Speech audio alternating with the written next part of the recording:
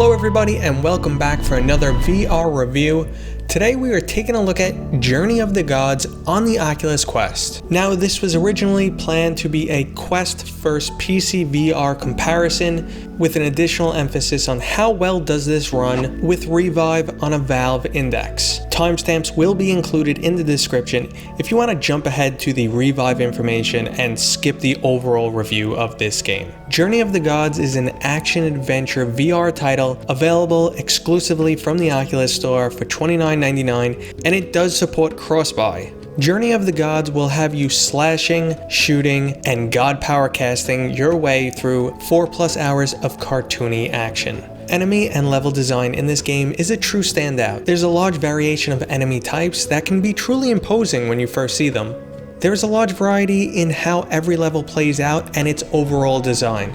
There's everything from open levels with more of an emphasis on exploration, where you also get to take flight. There's a lazy river ride which quickly turns into a chase by some monstrosity. There are straight up boss battle levels, and there's even one that plays out a little bit like a tower defense. This variety helps to keep the game interesting throughout, which is good because there are no RPG elements to this game, and combat can be quite bland. While there is an emphasis on quickly switching weapons and reloading, and while there is a specific combat tactic to battling each and every enemy, combat is just not a standout in this game. You do get the option to unleash some god powers, which can be quite cool, but are more tools to solve the overall mission rather than to become overpowered and take on hordes of enemies. There are, however, sporadic moments where you do take on the form of almost a rock golem, and creatures will actually free from you, and during this time period you are invulnerable and extremely powerful. This is just one more exciting twist the game throws your way. Rather than any type of RPG or leveling system, instead there are items you can find throughout each mission, and once you collect 3 of a particular type, you will upgrade that power. This includes your sword, your shield, your crossbow, your max number of lives per level, and the amount of god belief you can carry, allowing you to stay in god mode for longer. The upgrades start out simple: a longer sword, a bigger shield, more ammo, and then progress into special power-ups such as a charge shot with a crossbow or a shield blast ability. So spending the time to find these power-ups scattered throughout the missions feels completely worth it. Storyline elements are few and far between. There's a pretty cool intro cutscene, and then after that there's some interaction with some local inhabitants, but that's about it. The game will have you saving phoenix-like entities that will hatch from eggs, granting you new godlike abilities.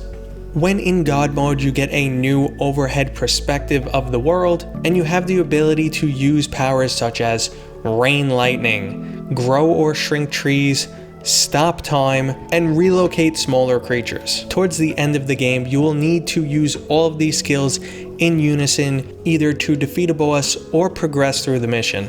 Graphically, this is a very nice looking game.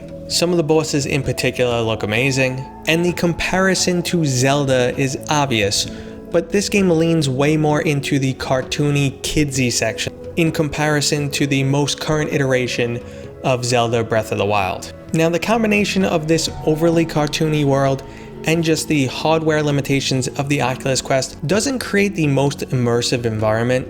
Unlike some more robust VR experiences, which have the ability to make you feel like you've been transported to a new world, this game fails to really evoke that amount of presence, and those look around at the world wow moments are few and far between. The graphical downgrade from PC VR is actually not very significant. It mainly comes down to the removal of some special effects, namely lighting effects, and the Oculus Quest version has a much higher degree of texture pop-in, and you can clearly see bushes that are only a few feet ahead of you just appearing out of nowhere. But overall, this difference does little to diminish the experience. From a control and comfort standpoint, this game has everything you've come to know and expect from a VR title.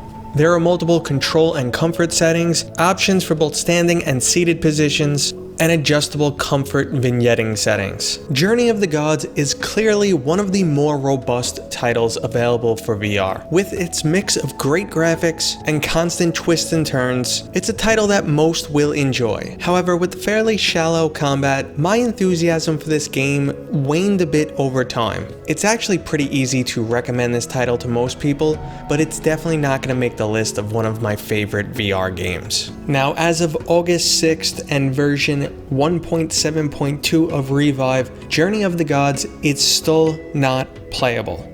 While recent updates have made this game launchable, it still suffers from that same stuttering, jittering HMD effect that we saw on Vader Immortal when you have the graphics set to high.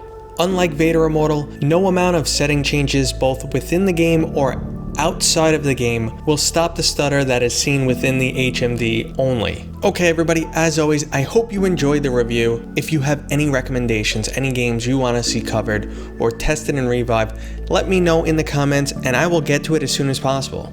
If you enjoy the content, give me a thumbs up and consider subscribing.